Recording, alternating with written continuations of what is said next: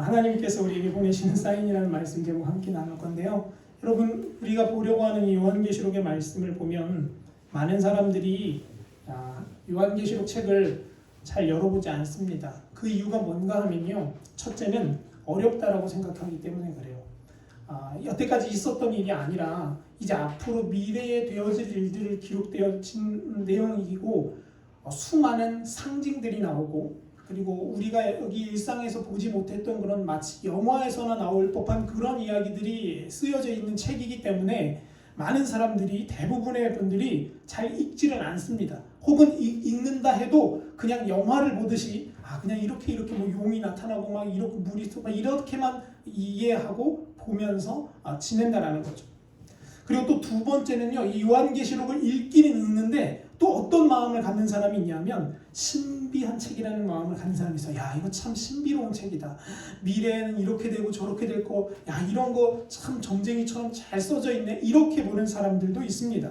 근데 여러분, 사실 신약 성경에 나와 있는 이 요한계시록이라는 말씀은요, 어려운 책이 아닙니다.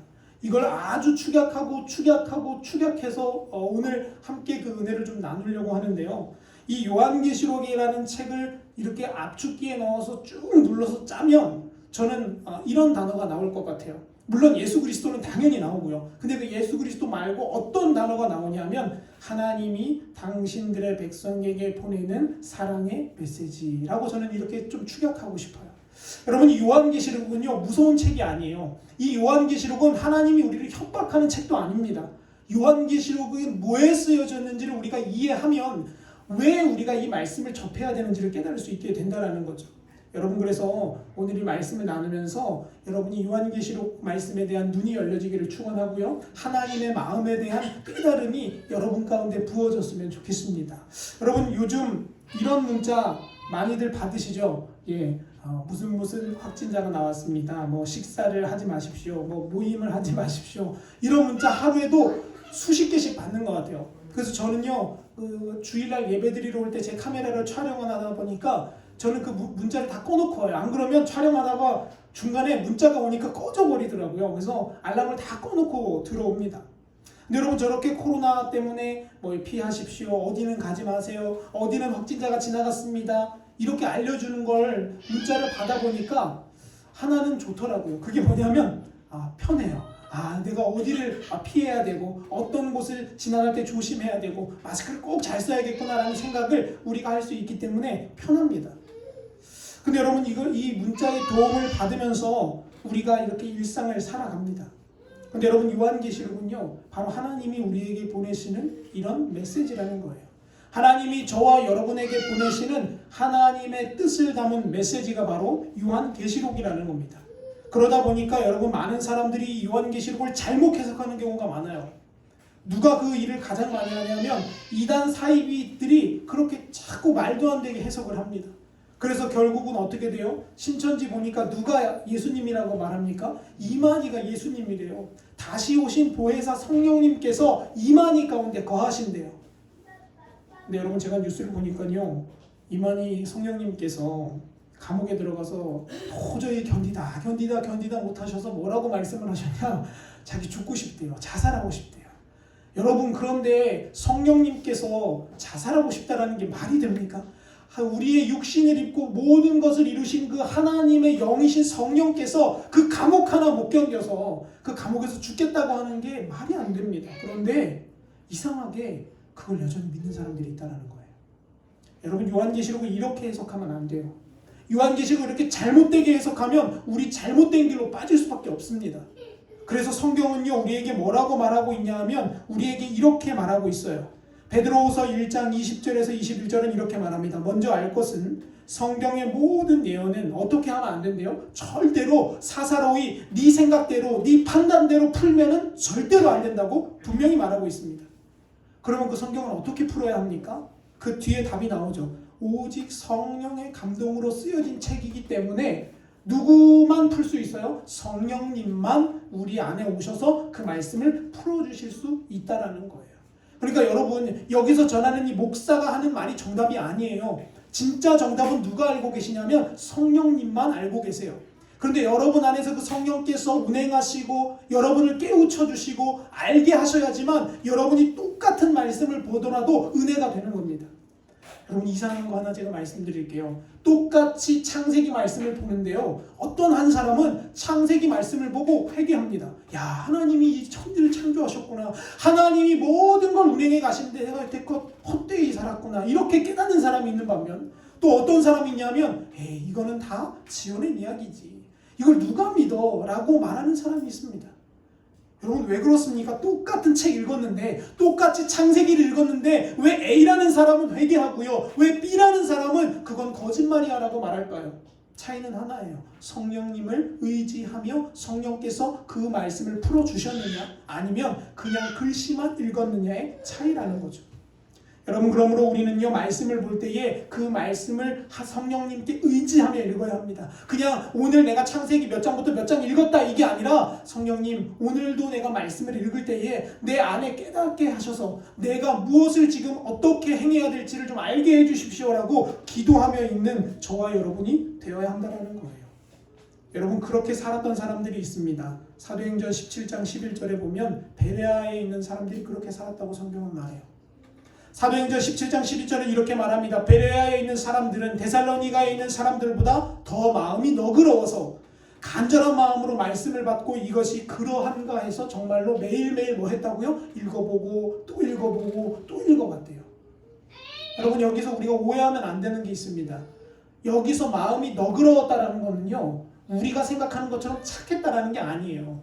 우리가 야, 저 사람 참 마음이 너그럽다라는 건 뭐 어떤 사람을 알아냐?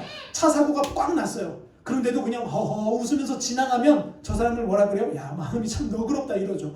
근데 성경에서 말하는 마음이 너그럽다라는 건 그런 게 아닙니다. 성경에서 말하는 마음이 너그럽다라는 것은 무슨 의미를 가지고 있냐면, 그 뜻을 밝히 알고자 하는 간절한 마음을 가지고 그 어떠한 대상을 대하는 거예요.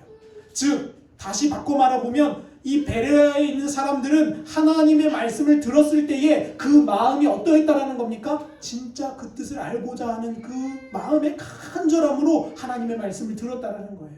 여러분 그러면 오늘 이 아침에 여러분의 마음도 너그러워지시기를 축원합니다. 여러분 하나님의 말씀이 선포되어질 때에 그 말씀이 정말 그러한가? 간절한 마음을 가지고 여러분이 들을 때에만 그 말씀이 여러분 안에 역사하게 된다는 겁니다. 아무쪼록 여러분 이런 축복이 여러분 가운데 있기를 간절히 소망합니다. 근데 여러분 이렇게 제가 성경 말씀을 들어가기 전에 이렇게 전초적인 이렇게 설명을 한 이유가 있습니다. 오늘 읽은 사대교회 말씀을 풀어가려면 그게 필요하기 때문에 그래요. 다시 본문으로 돌아가면요, 여러분 오늘 읽은 말씀에 등장하는 교회 한 교회가 있죠. 그 교회는 7교회 중에 한 교회인 사대교회라는 교회입니다. 예수님께서 사도 요한이라는 사람을 부르셔서 이제 내가 이곳을 떠나고 이제 마지막 끝 시대가 올 때에 어떻게 세상이 흘러가며 교회들에게 이런 부탁을 하기를 원한다라고 그 마음을 담아서 쓴 편지입니다. 그 편지를 써서 몇 교회에 보냈냐 하면 이렇게 7교회에 보냈어요. 여러분 앞에 사진에 보시면 별로 표시된 7개의 교회가 있습니다. 저게 어디인가 하면 에서보두 사빌라라는 7교회입니다. 에베소 교회, 서머나 교회, 두아디라 교회, 이렇게 쭉쭉 해서 라오디게아 교회까지 7교회에 예수님께서 편지를 보내시는 거예요. 이 7교회는 지금 어디에 있냐 하면요, 여러분 터키에 있습니다. 이렇게 7교회가 흩어져 있어요. 멀찌감치 다 뚝뚝 떨어져서 흩어져 있습니다. 그 중에서 오늘 보려고 하는 사대교회의 터입니다. 지금 현재 저렇게 모습을 가지고 있어요. 여러분 사대교회는요, 어떤 교회였습니까? 여러분 사대라는 지역은 지금 터키에 있지만 옛날에는 루디아라는 나라의 수도였습니다. 근데 이곳은 뭐로 먹고 살았냐면 양털 짜는 직업과 염직업과 그리고 금을 캐는 걸로 먹고 살았던 동네예요. 이 금을 캐서 사금이라고 하죠. 사금을 캐서 그 금을 거르고 걸러서 오리지널 금을 만들어서 파는 그런 곳이 바로 사대교회였습니다. 여러분 지금도 그렇지만 예전에는 옷값이 비쌌어요, 쌌어요? 요즘은 그래도 명품 빼고 옷이 그래도 막 1,000원, 5,000원 이런 거 많이 흔하잖아요. 근데 여러분 예전에 옷 없고 막 가죽 입고 다닐 때 그럴 때는 옷 한 벌 나오면 비쌌을까요? 쌌을까요? 아마 비싼 가격에 팔렸을 거예요. 그 당시에 사대교회는요, 그 비싼 가격에 팔리는 옷을 만드는 곳이었습니다. 그러니까 잘 살았겠습니까? 못 살았겠습니까? 당연히 잘 살았어요. 그뿐만 아니라 강에 가면 그냥 사금이 널려 있어서 그 금 그냥 주워다가 공정에서 파는 거예요. 그러니까 그 교회가 속해 있던 사대라는 도시는요, 너무너무 부유했던 동네예요. 돈이 많았던 동네입니다. 근데 거기다가요, 여러분, 지리적인 조건이 얼마나 좋은지 양쪽으로 다 산맥들이 300m 이상의 산맥들이 막아주고 있어서 전쟁을 하면 옛날 말에 그런 말이 있었대요. 이 사대라는 지역은 어린아이 한 명으로도 성을 지킨다라는 말이 있을 정도로 정말 튼튼한 요새였답니다. 근데 여러분 잘 생각해 봅시다. 집이 튼튼하고요, 돈이 많아요. 그러면 사람의 신앙은 어떻게 될까요? 더 좋아질까요? 아니면 나태해질까요? 제가 너무 어려운 질문을 드렸어요. 집이 튼튼하고요, 차가 좋고요, 가진 돈이 많으면 신앙은 당연히 자연스럽게 떨어지게 되어져 있습니다. 물론 천에 하나 만에 하나 재물을 가지고 좋은 집을 가지고 좋은 차를 타면서도 목숨 걸고 하나님 믿는 사람이 있어요. 그런데 대부분 내 집이 넓어지고 돈이 많아지고 할 일이 늘어나면 신앙은 떨어집니다. 그래서 여러분, 사대교회가 책망을 받습니다.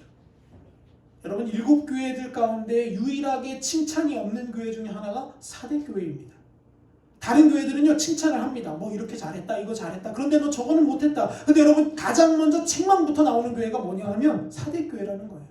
왜 그러냐 하면 이 사대교회는요, 돈이 많고 부유했고 튼튼한 성을 가지고 살았기 때문에 무사안일주의에 빠졌던 교회였습니다. 평안한 거예요. 그냥 교회가 가만히 지어놓고 있어도 그냥 아무 탈 없이 흘러가는 겁니다. 그럴 때 주님이 뭐라고 말씀하시냐면 오늘 읽은 말씀에서 이렇게 말합니다. 이 1절에서 너는 말로는 살았다고 하는데 뭐 했다고요? 죽었다. 사대교회야, 네 교회는 살아있다고 말하지만 기도한다고 말하지만 너는 죽었다 라고 하나님이 말씀하신다라는 거예요. 여러분, 여기서 이걸 원어적인 표현으로 보면요, 완전히 죽어서 숨이 끊어졌다는 게 아니에요. 뭘 의미하냐면 이제 서서히 숨이 끊어져 가는 중이다라는 뜻입니다. 그러니까 예수님이 뭐라고 말씀하시냐면, 야, 너희 교회는 지금 뭐 하고 있다? 서서히 숨이 끊어져서 죽어져 가고 있구나 라고 말씀하신다라는 거예요. 여러분, 근데 이게 은혜입니다. 왜 그런지 아세요? 죽은 다음에 아무리 말해도 소용없잖아요.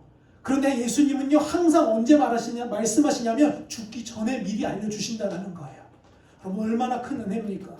우리의 삶도 우리의 신앙도 주님이 뭔가 말씀하실 때가 있으면 여러분이 깨달아야 되는 거예요. 아, 내가 지금 주님 앞에 바르게 서 있는가? 내가 주님의 말씀 앞에 지금 올바른 삶을 살고 있는가? 아무쪼록 주님은 사대교회에 메시지를 보내셨습니다. 우리로 말하면 알람 문자를 보내신 거예요. 그러면서 뭐라고 적으셨냐? 이렇게 적었어요. 너는 살아있다고 말하지만 죽었다.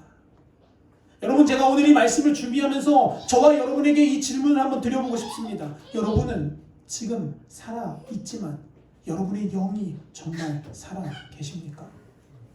여러분의 육신은 지금 호흡하고 있지만 여러분의 영은 정말 주님과 교제하고 계십니까? 하나님은 우리에게 알람의 사인을 보내십니다. 사대교회가 죽어가는 그때에 하나님은 알람의 사인을 보내셨고 그 사대교회에게 회개하라고 말씀하셨습니다. 그렇기 때문에 그 메시지를 받은 교회는 어떻게 해야 되냐? 깨어나야 되는 거예요. 여러분, 그 메시지를 들은 사람은 어떻게 해야 되는 거예요? 돌아서야 되는 겁니다. 여러분, 깨어있지 못한 것에 대한 교훈에 관련된 예화를 제가 찾다가 두 가지의 예화를 제가 재미난 걸 발견했어요. 하나는요, 어떤 그 서울에 있는 한 목사님께서 바로 교회 옆에 다른 교회가 있었대요. 근데 그 교회 목사님이랑 이렇게 친하게 차도 마시고 식사도 하면서 서로 이렇게 잘 지내는 사이였답니다. 근데 어느 날은 B라는 목사님이 A라는 목사님을 찾아갔어요. 그리고 이렇게 말하는 거예요. 목사님, 사실 제가 이런 말씀을 드려도 될까 모르겠지만 목사님이 그렇게 믿고 있는 그 권사님 있잖아요. 그 권사님 제가 얘기 들어보니까 조만간 교회 목사님을 배신하고 교회를 떠날지도 모를 것 같아요. 목사님 주의하세요. 이렇게 귀뜸을 해줬어요. 여러분, 이런 귀뜸이 오면 어떻게 들어야 돼요? 그 귀뜸을 잘 새겨 듣고 유심히 기도하며 살펴야 되는 거 아닙니까? 근데 A 목사님이 뭐라고 얘기했냐면, 아이 목사님, 그 권사님은 우리 교회에서 기둥 중에 기둥이야. 그럴 리가 없어. 아이 목사님 괜히 질투, 우리 교회 잘 되니까 질투 나서 그러는구나 하면서 그 알림을 무시해버렸어요. 그리고 6개월이 흘렀습니다. 그리고 6개월 후에 그 A라는 교회 목사님이 B 교회 목사님을 찾아가서 통곡을 하며 울었습니다. 이유가 뭔지 아세요?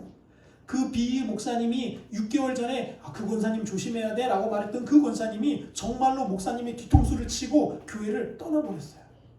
그래서 그 A 목사님이 그 B 목사님한테 가서 펑펑 울며, 내가 그때 목사님이 나에게 해줬던 그 경고의 말을 들었어야 되는데 그거 안 들었다가 내가 지금 이런 상황을 당했다고 통곡을 했답니다. 여러분, 하나님이 우리에게 사인을 주실 때가 있어요. 하나님이 우리의 삶에 뭔가 알림을 주실 때가 있다라는 거예요. 그런데 여러분, 우리는 어리석어서 이렇게 A라는 목사님처럼 그 사인을 무시하고 그 사인을 안 듣고 그 사인이 그냥 별로 시원치 않은 것으로 생각할 때가 너무 많다라는 겁니다. 하나님은요, 하나님의 사람들에게 분명히 말씀하신다는 걸 우리는 깨달아야 합니다.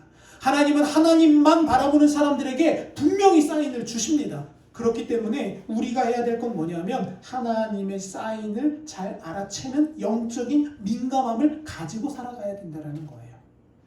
여러분, 오늘 읽은 본문 말씀 3절 말씀을 한번 볼까요? 오늘 읽은 말씀 3절은 이렇게 기록합니다. 그러므로 네가 어떻게 받았으며 어떻게 들었는지 생각하고 지켜서 뭐 하라고요? 회개하라 라고 말해요. 여러분, 이걸 바꿔서 한번 말해볼게요. 이걸 반대로 말해보면 이런 뜻입니다. 네가 만약에 깨어있으면, 하나님의 말씀 가운데 거하고 있으면 하나님이 도적같이 이른다고요? 안 이른다고요? 이르지 않는다라는 거죠. 왜냐하면 깨어있지 않을 때는 뭐같이 오신다고요? 도둑같이 오신대요. 그리고 반대로 말해보면 내가 깨어있으면 하나님이 오시는 그 발소리를 우리가 들을 수 있게 된다는 거죠. 여러분, 오해하지 마세요. 하나님이 오는 발소리가 저벅저벅 들린다는 소리가 아니에요. 영적으로 하나님의 말씀 가운데 깨어있으면 하나님이 주시는 사인을 알아차릴 수 있다는 의미를 저는 말씀드리고자 하는 겁니다.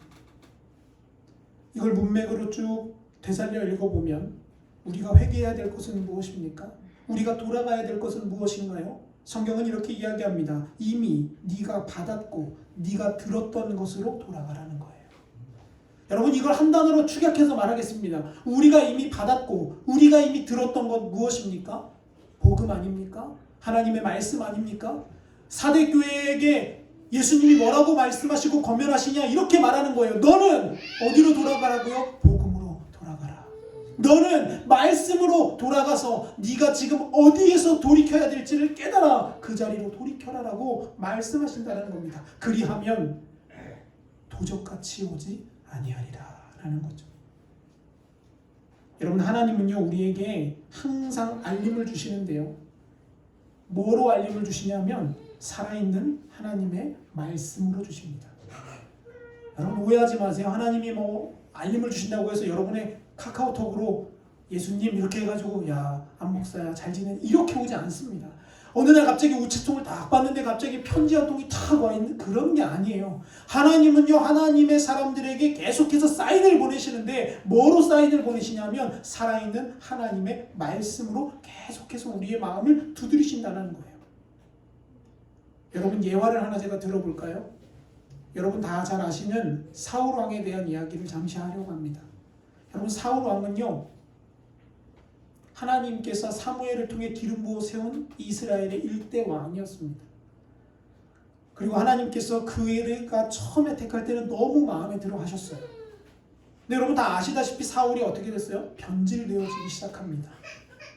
그러다가 어떤 변질까지 오냐면 사무엘이 해야만 하는 제사의 직분을 자기가 해버리는 거예요. 아말렉과의 싸움 가운데 나아가는데 사무엘이 기다려도 오지 않는 거예요. 빨리 전쟁하러 가기 전에 예배를 드려야 되는데 예배 드려야지만 나가서 싸울 수 있는데 사무엘이 안 오니까 사울이 어떻게 합니까? 결국은 자기가 그 예배를 인도합니다. 여러분, 제가 한번 질문 드려볼게요. 제가 만약에 없으면, 제가 만약에 교회 예배 시간에 안 오면 장로님이 나와서 예배 인도하는 게 맞는 겁니까? 아닌 겁니까? 맞는 거예요. 그게 맞는 거예요. 그런데 성경은요 뭐라고 말하냐면 아니다 라고 선을 긋는다는 거예요. 왜 그렇죠? 이유는 간단합니다. 이유가 뭐냐면요, 이 당시 구약 시대에는요 그게 허락되지 않았기 때문에 그러는 거예요. 여러분 오해하지 마세요. 저희는 이미 신약을 살고 있습니다. 우리는 예수 그리스도의 복음의 보혈의 능력으로 그 모든 구약의 그 외형적인 율법들을 뛰어넘을 수 있는 믿음의 자녀가 되었습니다. 그렇기 때문에 이제는 제가 없으면 여러분들 가운데 누구든지 예배를 인도할 수 있는 거예요. 그런데 예전에는요 그게 용납되지 않았어요. 하나님의 명령으로서 그건 할 수 없는 일이었습니다. 단순히 예배 인도해서 망한 게 아니에요. 문제는 뭐냐면 하나님의 말씀을 거역했다라는 거에 있는 거예요. 여러분 사무엘이 근데 그 후에 바로 도착하죠. 그리고 사울에게 말합니다. 왕이시여, 어찌하여 하나님이 당신에게 하지 말라는 일을 하셨습니까? 그러니까 막 변명을 합니다. 사울이. 이래서 그랬고 저래서 그랬고. 우리 신앙도 그렇지 않습니까? 어떠한 일이 딱 닥쳤을 때 우리 변명하잖아. 아니 그게 아니라 하나님 제가 요래서 그때는 요렇게 그 사람이 이렇게 말하니까 요렇게 한 거예요. 여러분 그런데 성경은 뭐라고 말하냐면 우리의 변명이 말씀과 반대된다면 그 변명은 소용이 없다라고 말합니다. 그래서 사무엘이 사울에게 이렇게 말하죠. 왕이 뭐라고요? 여호와의 말씀을 버렸기 때문에 왕 하나님도 당신을 버리십니다 라고 말씀하는 거예요. 여러분 제가 한번 이걸 말씀을 읽으면서 곰곰이 묵상을 해봤어요. 아니 왜 여호와는 당신을 버렸습니다라고 그렇게 얘기해 준 걸까? 아니 그냥 정말로 하나님이 왕을 버리시려면 그냥 아무 말 없이 그냥 왕에서 그냥 쫓겨나게 만들면 아주 간편한데 뭐하러 사무엘 입을 통해서 왕이시여 당신이 하나님을 버렸으니까 하나님도 당신을 버리실 겁니다 라고 말하게 했을까? 서로 속상한 일 아닙니까? 그냥 못 듣고 있다 갑자기 쫓겨나면 될 일인데 뭐하러 그걸 알려주셨을까? 제가 근데 깨달았어요. 하나님은 말씀을 통해 다시 한번 뭐를 주시는 거예요? 경고의 메시지를 주시는구나. 모르겠습니다. 성경은 기록되어져 있지 않지만 아마 그때 사울이 진정으로 하나님 앞에 가서 다윗처럼 회개했다면, 다윗처럼 시편 51편처럼 하나님 앞에 무릎 꿇고 하나님께로 돌이켰다면 저는 성경이 조금 바뀌었을 수도 있다라고 보는 사람입니다. 여기서 말하는 핵심은 뭐냐면 하나님이 그 말씀을 전했던 이유가 뭐냐라는 거예요. 사울이 그 말씀을 통한 경고를 듣고 그 말씀을 통해 영혼이 깨어지고 다시 하나님께로 돌아오기 원하시는 하나님의 사랑의 메시지가 그곳에 담겨 있다는 것을 깨닫게 되는 거죠. 여러분 그럼 우리도 한번 생각을 한번 해볼까요? 하나님이 우리를 사랑하십니다. 그래서 십자가에서 보혈의 능력으로 우리를 살리셨습니다. 그러면 하나님이 우리에게도 영적인 메시지를 주실까요? 안 주실까요? 당연히 주시죠. 하나님이 우리에게 당연히 영적인 깨달음들을 허락하신다는 겁니다. 어떤 사람은 하나님의 말씀을 통해 그것을 깨닫습니다. 또 어떤 사람은요 설교를 통해 그 하나님의 뜻을 깨닫기도 합니다. 또 어떤 사람은 꿈과 환상을 통해서 그 일들을 깨닫기도 합니다. 또 어떤 사람은요 세상이 흘러가는 모습을 보면서 깨닫기도 합니다. 깨닫는 모습의 다양성은 있지만 중요한 건 뭐냐면 성령님께서 하나님의 사람들에게는 깨닫게 해주신다는 거예요. 지금 시대를 보면서 깨닫게 해주시고요, 말씀을 보면서 깨닫게 해주시고요, 기도할 때 깨닫게 해주신다는 거예요. 여러분 아브라함을 보세요. 하나님의 사람 아브라함은요 소돔과 고모라가 멸망하기 전 천사로부터 멸망 소식을 듣습니다. 여러분 하나님은요 하나님의 자녀가 죽기를 원하지 않으세요. 하나님의 자녀가 살아나기를 원하시죠. 그렇기 때문에 반드시 어떠한 일을 행하시기 전에는 뭘 주시냐면 사인을 주십니다. 소돔과 고모라도 그냥 죽이면 되잖아요. 그냥 아무 말 안 하고 그냥 찾아가서 어느 날 폭격하면 되는 거 아닙니까? 그런데 하나님이 뭐라고 말씀하세요? 야, 나 지금 소돔과 고모라를 치러 가는 중이야 아브라함아. 이거 뭐하러 말려주셨을까요? 여러분 요셉을 보세요. 요셉은 어린 시절부터 형들로부터 공격을 당합니다. 근데 여러분 요셉이 쓰러졌습니까? 넘어졌습니까? 아니요. 꿋꿋하게 믿음을 지켜갑니다. 이유가 뭡니까? 요셉은요 어린 시절에 하나님의 사인을 깨달았어요. 꿈을 통해서 하나님이 나를 쓰시겠구나.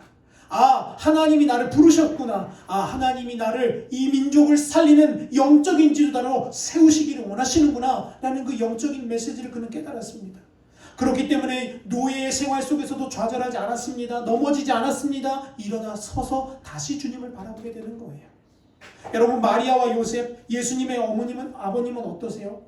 여러분, 그 당시에는요, 결혼하지 않은 두 남녀가 애를 낳는 거는요, 어떻게 되는 건지 아십니까? 뭐 그냥 밖에 둘 다 잡아다가 돌멩이 쳐서 죽이는 거예요. 물론 남자는 안 죽입니다. 누구를 죽이냐? 여자는 그냥 죽는 겁니다. 그 자리에서.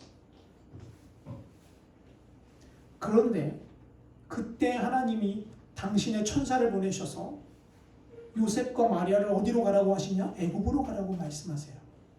여러분, 잘 보세요. 하나님은 어떠한 사건을 터뜨리시기 전에 항상 당신의 사람들에게 사인을 주신다는 거예요. 사도 바울은 또 어떠해요? 사도 바울은요, 복음의 사람이었습니다. 말씀 전하는 사람이에요. 그런데 사도 바울은 저기 서머나로 가서 복음을 전하고 싶었어요. 근데 어느 날 기도하는 도중에, 환상 중에, 그리고 꿈 중에 어떤 사람이 나타나서 이렇게 말하는 겁니다. 마게도니아로 건너가서 복음을 전해달라. 사도 바울은 다른 곳으로 가고 싶었어요. 그런데 하나님이 영적인 사인을 보내시는 거예요. 그곳이 아니야. 이곳으로 가야 해. 선교 사역의 길에서 가야 할 바를 환상을 통해 인도해 주셨습니다. 그래서 사도 바울은요, 그 길을 따라서 걸어간 거예요. 그래서 지금 우리가 복음을 받아들일 수 있게 된 겁니다.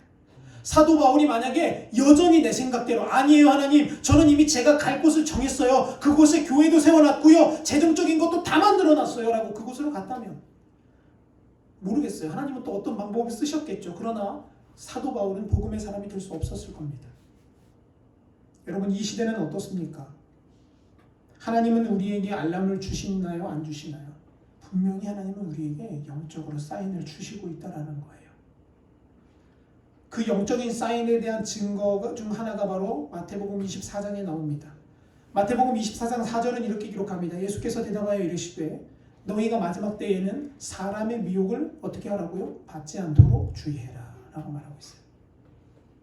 우리는요, 마지막 때 예수님이 오시는 때가 되면 뭐 진진이 나고요, 하늘에서 뭐 불이 떨어지고 우박이 내리고 뭐 이런 것들만 많이 기억합니다. 근데 여러분, 성경을 잘 읽어보면요, 그것보다 먼저 나오는 게 있어요.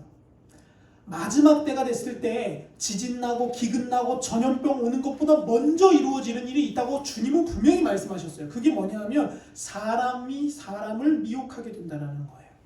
여러분이 미혹하다라는 것은요, 속여서 유혹해서 잘못된 곳으로 인도하는 걸 말해요. 근데 예수님이 뭐라고 말씀하셨냐면 사람을 주의하라고 말씀했어요. 사람. 이 말씀을 가지고 곰곰이 고민하고 기도해 봅니다. 근데 여러분, 하나님의 말씀은 이루어집니까? 안 이루어집니까? 이루어져요. 여러분, 사람을 주의하라는 말이 무슨 말이냐면, 여러분, 예수님이 오시기 전, 마지막 때가 되기 전, 지진과 기근과 전염병의 소식이 들리기 전 어떤 일이 먼저 벌어지냐면, 내가 그리스도다, 나를 믿어야 한다, 내가 구원의 통로다라고 말하는 가짜들이 일어나게 된다는 거예요. 여러분, 우리나라에만 예수님이 47명이 있답니다. 뭐 이렇게 많은지 모르겠어요. 자기가 예수라는 사람이 47명이나 있대요. 여러분, 근데 그 중에 성공한 몇몇은 진짜 성공했잖아요. 이만희도 성공했어요. 여러분, 문선명도 성공했습니다.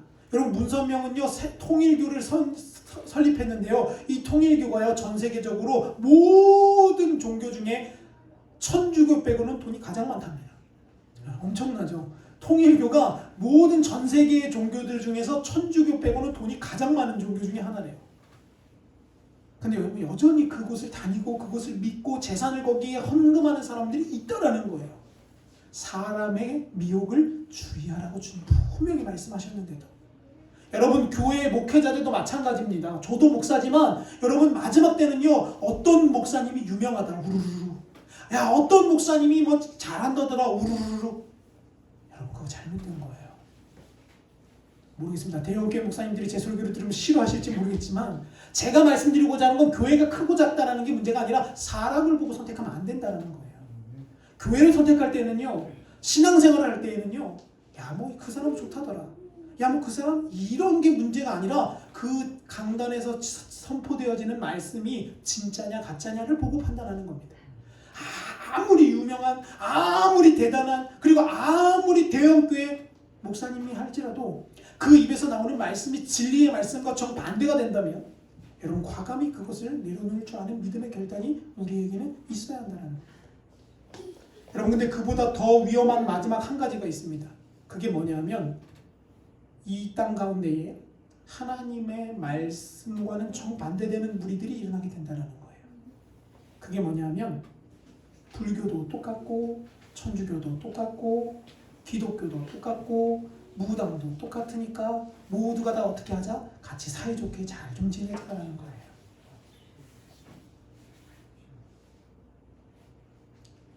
여러분 그게 2016년에 교황이 영상편지를 써서 보낸 것이 있습니다. 그 영상편지의 내용은 뭐냐면요. 불교 스님들, 천주교의 신부들, 이슬람의 지도자들, 기독교의 목사들, 유대교의 랍비들 우리 모두 다 방법은 다르지만 모두 믿는 게 다 하나님 아니냐 이거예요. 무슨 말이냐면요. 불교도 막상 따지고 보면 그 세워놓은 불상을 믿으려고 하는 그 마음은 누구를 향한 거래요? 하나님을 향한 거래요. 아니 무당도 굿하고 막 의속신앙하는 그것도 결국 따지고 보면 누구래요? 하나님이래요. 그러니까 서로 모양만 다른 거니까 싸우지 좀 말고 우리 같이 손잡고 좀 사이좋게 좀 지내자. 넌 하나님 믿냐? 그래 넌 하나님 믿어라. 나는 무당을 믿는 거야. 그냥 그 무당 믿는 것도 인정해줘라. 모두가 다 하나님 믿는 거다. 여러분 그렇게 해서 약속을 했어요. 한국에서도 그 약속을 이루는 회의가 2013년도에 부산에서 열렸습니다. 그래서 예배의 순서가 뒤죽박죽인 거예요. 기도하다 굿하다. 또 기도하다가 기도를 뭐라고 마치냐면 이렇게 마쳐요. 여러분 기도를 끝나면 우리는 대체적으로 뭐라고 하죠? 예수님의 이름으로 기도합니다. 아멘. 이렇게 기도하잖아요. 근데 기독교는 그렇게 기도하는데 불교는 그렇게 기도 안 한대요. 그러니까 불교는 뭐라고 해요? 대체적으로 나무아미타 뭐 이렇게 하잖아요. 그러니까 이 두 개를 그럼 어떻게 합치냐는 거야. 야 너도 괜찮고 나도 괜찮고 서로 인정해야 되니까 그럼 좋다. 그럼 우리 둘 다 하자. 그래서 여러분 그 2013년도 그 부산 백스코에서 열렸던 그 축제의 기도문의 맨 끝에는 이렇게 써 있습니다. 나무아미타불 아멘 이렇게 써 있어요. 웃어야 될지 울어야 될지 모르는 상황입니다. 여러분 마지막 때가 되면요. 요한계시록 18장 6절은 우리에게 이렇게 고백합니다. 한번 같이 읽어보겠습니다. 시작. 그가 준 그대로 그에게 주고 그의 행위대로 갑절을 갚아주고 그가 섞은 잔에도 갑절이나 섞어 그에게 주리라. 이렇게 말씀하고 있어요. 여러분 이게 누구를 향한 메시지인지 아세요? 바벨론 성을 향한 메시지입니다. 다시 말하면 마지막 시대를 살아가는 세상을 향한 하나님의 메시지라는 거예요. 근데 그 세상을 향한 바벨론 사람들이 어떤 일에 중추가 되냐 하면 섞는 거래요. 섞어버리는 거래요. 모두 다. 그러면 주님이 뭐라고 말씀하시냐? 그래 네가 섞었냐? 그러면 네가 섞은 그대로 어떻게 하시겠다고요? 너에게 똑같이 되갚아 주리라 라고 하나님이 요한계시록 18장에서 말씀하고 있어요. 여러분 제가 이 말씀을 다 깨달았어요. 아 마지막 시대에 가장 큰 하나님 앞에 죄악은 섞이는 거구나. 여러분 신앙은요 섞일 수 없어요. 믿음은요 여기 한 다리 저기 한 다리 그렇게 걸치고 하는 게 아닙니다. 여러분 초대교회 사람들은 어떻게 믿음 생활했습니까? 가죽이 벗겨지고 사자한테 밥이 돼도 예수만 외쳤어요. 아니 불교랑 손잡고 천주교랑 손잡고 그래 우리 모두 같이 섞어서 잘 살자 그러지 않았다고요. 우리는요 믿음의 영적인 순결함을 유지해야 합니다. 영적인 거룩함을 유지해야 돼요. 제가 이번 주에 참 마음에 감동이 되는 영상을 하나 봤어요. 그게 뭐였냐면 여러분 한국 교회에서 저같이 작은 교회, 뭐 작다고 표현해서 그렇지만 그러니까 규모가 작은 교회 목사가 소리 지르고 소리 질러도 여러분 아무도 모르더라고요. 제가 아무리 소리 질러도 제 얘기는 잘 퍼지지가 않아요. 근데 여러분 3,000명, 5,000명, 10,000명, 10만 명 교회 담임 목사님이 한마디만 하면요, 그건 방송을 타기 시작하고요, 사람들에게 영향력 있게 막 퍼져가는 거예요. 근데 제가 늘 마음이 아팠던 한 가지가 뭐였냐면, 그러면 제발 좀 대형교회 목사님들 얘기 좀 해달라는 거예요.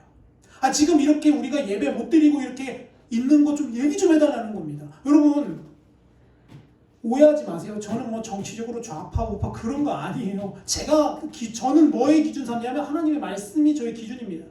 하나님의 말씀이 기준이라면 성경이 기준이라면 우리 목숨 걸고 우리의 자유를 외쳐야 되는 거 아닌가 싶습니다. 근데 여러분 잘 보시면요, 뭐 모든 분들이 그런 건 아니지만 여러분 잘 보세요.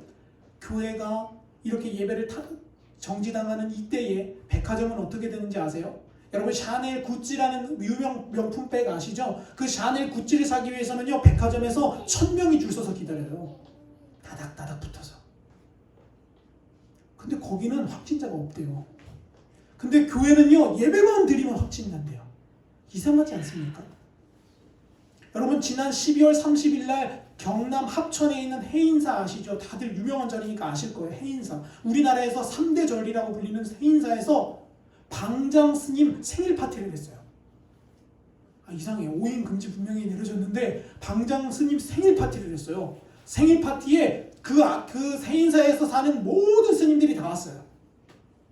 음식을 먹는데요, 따닥따닥 붙어서 마스크를 다 벗고 식사를 절에서 합니다. 근데 여러분 뉴스 보셨어요? 해인사 신고당했다는 얘기 들어보셨나요? 아니요. 여러분 해인사는요, 그 예배 금지가 내려졌던 24일도 법회로 모였습니다. 일반 시민들이 그곳에 가서 법회를 드렸어요. 궁금하신 분들은 제가 사진도 보내드릴게요. 그런데 여러분 해인사 신고당한 뉴스 보셨습니까? 저는 못 봤어요. 근데 여러분 교회는요, 예배만 드리면 신고당해요. 얼마 전 서울에서 제가 아는 목사님 신고당했어요. 교인이 7명이에요. 교인 7명. 인천에 있는 목사님인데 신고를 당했어요. 경찰이 쳐들어왔어요. 왜 왔냐 했더니만 당신의 저 옆에 집이 신고했대요. 예배 드린다고. 아니 분명히 정부에서 20명 아래 예배 드려도 20명 아래면 상관없다고 얘기하지 않았냐. 그러면 자기는 모르니까 공무원이 올 때까지 기다리죠. 그래서 한참을 기다려서 예배 도중에 중간에 멈추고 공무원을 기다렸어요. 공무원이 와서 하는 말이 이렇더래요. 목사님은 영상을 안 찍으니까 신고 대상이래요. 목사님이 너무 화가 나가지고, 아니 공무원 선생님, 영상을 찍으면 코로나가 안 걸리고 그럼 영상을 안 찍으면 코로나가 걸립니까? 이렇게 물었대요. 여러분 맞는 말 아니에요? 영상을 찍으면 코로나가 안 걸리고 영상을 안 찍으면 코로나가 걸립니까? 다 말장난인 거죠. 그래서 결국 그 목사님 신고당했어요. 근데 여러분 이번 주에 부산에 있는 모 교회 목사님께서 우리는 무조건 예배 드린다. 우리는 경찰에 신고당하면 우리도 신고할 거다. 똑같이 우리도 고소하고 똑같이 처분을 당하겠다. 그러나 모든 전 국민이 3단계가 되어지면 우리는 자진해서 예배를 비대면으로 바꾸겠다. 여기서 말하는 핵심은 뭐냐면 왜 교회만 가지고 그래라는 거예요. 여러분 백화점은 여전히 영업하잖아요. 여전히 다들 다 똑같이 스키장도 여전히 영업하잖아요. 그런데 교회는 안 된대요. 저는 왜 그런지 모르겠어요. 여러분 마지막 때가 우리를 향해 다가오고 있습니다. 우리는요 믿음의 준비를 하는 거예요. 이렇게 되다가 결국에 어떻게 되냐면 우리는 이제 흩어지는 교회가 되어질 겁니다. 각자의 자리에서 예배하는 자가 되어질 거예요. 여러분 그러기 위해서는 믿음을 준비해야 되고요. 훈련되어져야 되는 거예요. 하나님의 사인을 잘 알아차리는 영적인 민감함이 있어야 된다는 겁니다. 말씀을 정리합니다. 영국의 한 유명한 청교도 설교가인 존 버년이라는 목사님이 있습니다. 이 존 버년이라는 목사님이 설교하다가 영국 국왕한테 잡혀갔어요. 영국도 옛날에 그랬나 봐요. 설교하면 잡아갔나 봐요. 설교사에서 감옥에 가뒀는데 이 목사님이 너무 성실하게 사니까 그 감옥 간수가 목사님 같은 사람이 왜 감옥에 왔는지 모르겠다고. 목사님 제가 감옥문 잠깐 열어줄 테니까 목사님 가서 가족도 보시고 가서 식사도 함께 하시고 오시라고. 그렇게 문을 열어줬어요. 존 버년이라는 목사님이 그 문을 열고 나갔습니다. 근데 웬일인걸요? 1시간도 안 돼서 30분 만에 다시 제발로 다시 감옥으로 들어오시는 거예요. 그래서 간수가 물었어요. 아니 목사님, 가서 가족들이랑 식사도 하시고 친구도 좀 만나고 아이들도 만나고 오시라고 하지 않았습니까? 근데 목사님이 이렇게 말씀했어요. 간수장님, 당신의 배려는 고맙고 감사한데 제가 한참을 걸어가는데 하나님께서 제 안에 야, 좋은 목사야, 다시 감옥으로 들어가라 그러시더래요. 그래서 예 하나님 하고 다시 걸어 들어오는 거예요. 당신의 성의는 너무 고맙고 감사하지만 제가 있어야 할 곳은 여긴가 봅니다 하고 그곳으로 문을 닫고 자기가 들어갔대요. 여러분, 이게 세상 사람들이 보기엔 정신병자 아닙니까? 아니 풀어줬으면 도망가야죠. 근데 이 좋은 번영의 목사님 그렇게 들어왔어요. 근데 여러분, 그리고 나서 1시간이 안 됐을까? 갑자기 소란이 나기 시작합니다. 난리가 났어요. 영국의 왕이 그 감옥을 시찰하러 방문한 거예요. 그리고 와서 죄인들의 숫자를 세는 겁니다. 하나, 둘, 셋, 넷. 아, 정확히 다 있네? 하고 그곳을 떠났어요. 그리고 간수가 그때 그 자리에서 엎드려져 펑펑 울며 존 목사님께 이렇게 말했습니다. 목사님, 목사님이 믿는 그 하나님 덕분에 저도 살고 목사님도 살았습니다. 여러분, 존 목사님이 하나님의 메시지에 민감하니까요, 가던 길도 멈추고 돌아오는 역사가 있는 거예요. 여러분, 미국에 있는 타임스퀘어라는 교회가 있습니다. 실제 지금은 출석 성도가 한 8,000명 정도 된다고 합니다. 여러분, 저기에서 8,000명 모이는 저 땅은요, 금싸라기 땅이에요. 우리로 말하면 강남이에요. 근데 그곳을 처음으로 개척한 목사님이 이분이세요. 데이비드 윌커슨이라는 목사님이 개척을 하셨습니다. 근데 이 데이비드 윌커슨 목사님이 개척을 하고 목회를 한참 하다가 이제 2000년도 10년도에 돌아가셨어요. 근데 돌아가시기 전에 어느 날 기도를 하는데 하나님께서 야, 데이비드 목사야, 교회에 있는 모든 프로그램을 다 취소해라. 그리고 오늘부터 밤에 모여서 기도만 해라. 이러시더래요. 여러분, 우리 같은 교회 규모가 작으니까 그렇게 하면 뭐 별로 그렇게 특별한 프로그램이 없으니 취소할 수 있죠. 그런데 여러분, 8,000명이 모여 있는 교회는요, 하자고 했던 프로그램을 취소한다는 게 보통 어려운 일이 아니에요. 왜냐하면 참여하는 성도들도 있죠. 거기에 들어가는 재정도 있죠. 리더자들도 있죠. 수많은 사람들이 노고가 들어가는데 그걸 어느 날 갑자기 담임 목사님이 여러분 오늘부터 안 하겠습니다 이러면 한국교회 같으면 어떻게 되는지 아세요? 그 다음 주부터 그 담임 목사님은 못 보는 겁니다. 근데 저 목사님이 하나님께서 그러셔서 그랬어요. 아, 네, 알겠습니다. 그리고 강대상에 올라가서 말합니다. 여러분, 오늘부터 하나님이 다시 하라고 할 때까지 우리 교회에 있는 모든 프로그램과 수련회와 예배는 다 취소입니다. 대신 매일 저녁 기도하겠습니다. 그리고 매일 기도합니다. 한 2주가 흘렀어요. 근데 그 2주 동안 기도 열심히 하는 동안에 하나님이 아무 말씀이 없으시더래요. 여러분, 우리 같으면 어때요? 한국 사람 같으면 2주 동안 작정 기도했는데도 아무 말씀 없으시면 우리는 어떻게 하냐? 막 속에서 부르르 끓잖아요. 아니, 하나님 왜 응답을 안 하시냐? 근데 2주가 조금 넘어갔던 시간이 됐을까? 하나님이 어느 날 밤 데이비드 목사님에게 이렇게 말씀하셨어요. 데이비드, 샌드위치를 2,000개 준비해라. 이렇게 말씀하시더래요.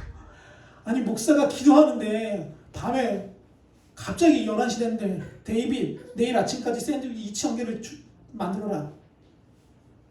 여러분, 저 같으면 믿음이 없어서 아니 하나님, 그거 하려면 성도들도 모아야 되고 그것도 어디 가서 2,000개를 어디서 삽니까? 근데 목사님이 뭐라고 했냐면 예 하나님, 알겠습니다. 그리고 그날 밤 12시에 여선교회 회원들한테 다 전화한 거예요. 자, 여러분, 하나님이 샌드위치 2,000개 만들랍니다. 지금 당장 모이세요. 근데 여러분, 더 대단한 건요, 그렇게 전화를 받은 성도들이 더 대단해요. 우리나라 같으면 어떻게 해요? 목사님이 미쳤다, 저 정신이 나갔다, 밤 12시에 샌드위치를 만들어란다, 난리가 날 겁니다. 근데 여러분, 이 뉴욕 타임스퀘어 교회 성도들은요, 예 목사님 하고 그 자리에 모였어요.